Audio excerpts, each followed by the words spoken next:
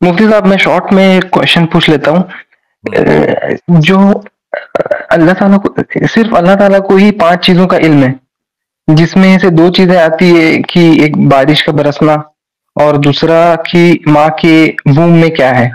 تو یہ مطلب ایک گھسا پٹا سوال ہو سکتا ہے. اس کے ایسے سوال کا جواب میں پہلے ان کو مل بھی چکا ہے، لیکن کچھ ایسا جو اور زیادہ مطمئن کر دے اس کی جو مل چکا ہے وہ کیا ہے؟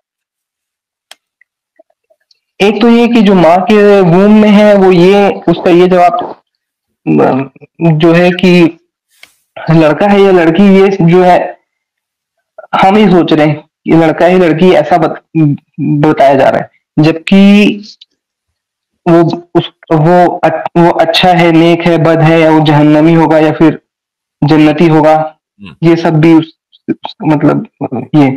اور جو بارش کا برسنا ہے وہ میرے کو ایسا سمجھ میں آیا کہ بارش اس کا میرے کو نہیں پتا بارش والے کا. قرآن کریم کی اس آیت میں کہ جس کے تعلق سے یہ ہے کہ اللہ تعالیٰ کو کے علاوہ کسی کو 5 چیزوں کے بارے میں علم نہیں ہے، یہاں علم سے مراد ڈیفینیٹو نالج ہے، علم قطعی. تو آپ کو جو ماڈرن سائنس بتائے گی کہ کل بارش ہوگی یا نہیں، ابھی تھوڑی دیر پہلے کی بات ہے، یعنی جب میں اسٹریم شروع کرنے جا رہا تھا تو ہم باہر برف باری ہونے لگی. اچھا میں نے کہا کہ آج تو فور کاسٹ میں برف باری نہیں تھی، میں نے فون پر چیک کیا تو اس میں بارش دکھا رہا تھا. اب آپ یہ دیکھیں کہ اگر جو ایپس بنی ہوئی ہیں باقاعدہ ویدر سینٹر کی طرف سے، وہ بتا رہے ہیں بارش ہو رہی ہے، برف، تو اب اس کو آپ علم قطعی تو نہیں کہہ سکتے، ڈیفینیٹو نالج تو نہیں کہہ سکتے، یہ دن رات غلط ہوتی ہے. تو سائنس کتنی ہی ترقی کر لے اس کے اندر کہیں نہ کہیں غلطی کا امکان رہے گا. پھر سائنس آپ کو یہ تو بتا دے گی کہ جب بادل فارم ہو گئے کہ وہ آپ کے علاقے تک کب پہنچیں گے، پانی کب برسے گا، 1 ہفتے 10 دن کا ڈیٹا آپ کوئی بھی ایپ کھول لیجئے 10 دن کے بارے میں بتا دے گی. کیا سائنس آپ کو یہ بتا دے گی کہ اگلے سال بارش ہوگی یا نہیں، فلاں دن فلاں وقت؟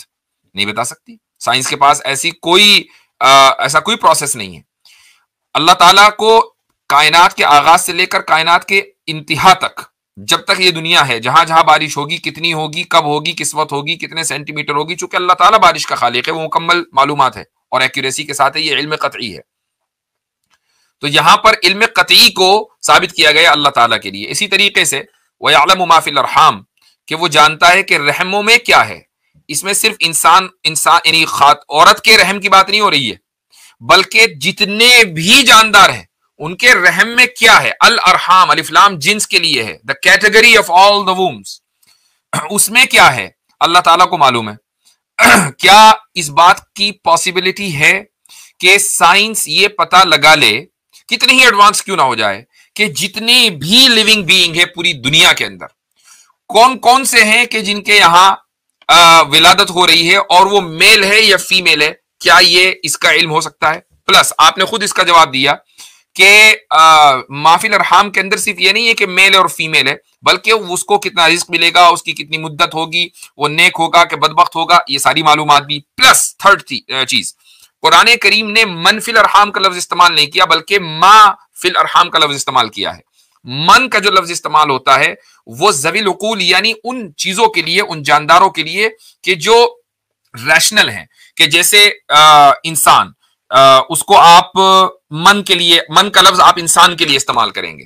لیکن اگر کسی چیز میں لائف نہیں ہے تو اس کے لیے آپ من کا لفظ استعمال نہیں کریں گے، ماں کا لفظ استعمال کریں گے. تو اللہ تعالیٰ اس وقت کہ جس وقت لائف نہیں پڑی، اس وقت جانتا ہے کہ یہ میل ہوگا یا فیمیل. کوئی سائنٹیفک ڈیوائس ایسا نہیں بتا سکتا کہ جو بتا دے. مثلا کیا مرد کے اسپرم کو دیکھ کر یہ بتایا جا سکتا ہے کہ جب یہ جو بچہ ہوگا یہ میل ہوگا یا فیمیل ہوگا؟ نہیں بتایا جا سکتا، یعنی علوق سے پہلے نہیں بتایا جا سکتا، اللہ تعالیٰ جانتا ہے. تو یہ فرق ہے. دوسرا حضرت میں نے ایک واقعہ بھائی کو سنانا چاہتا ہوں، معذرت چاہتا ہوں. کچھ سال پہلے ایک عورت تھی جو پریگننٹ ہوئی اور شادی نہیں ہوئی تھی، تو زنا کر کے اس نے وہ جو بچہ جو ہے اس کو کنسیو کیا، اور بعد میں پتہ چلا کہ جس مرد کے ساتھ وہ بچہ ہونے والا ہے نا، اس سے وہ نہیں ایکسیپٹ کر رہا. تو اس عورت نے پلان بنایا کہ میں اس کو ابارٹ کر دوں گی.